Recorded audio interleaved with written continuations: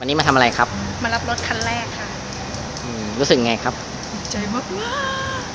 รถสวยมากเยี่ยมเยี่ยมเยี่ยมเยี่ยมเดี๋ยวรอดูแต่งรอบต่อไปนะอ่ะไป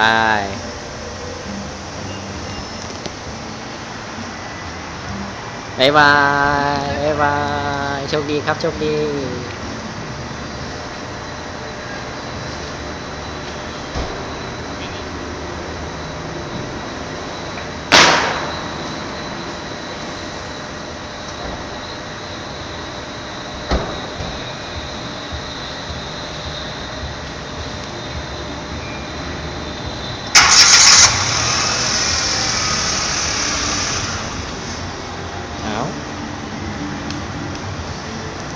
สตาร์ทรถครั้งแรกครับคึกคักอยู่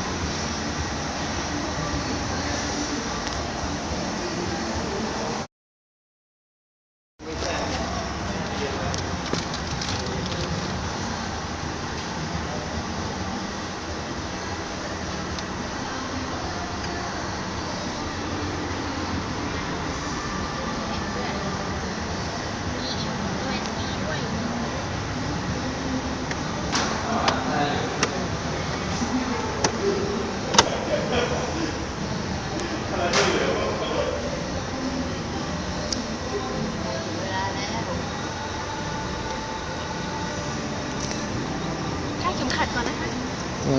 สตาร์ทรอเลยก็ได้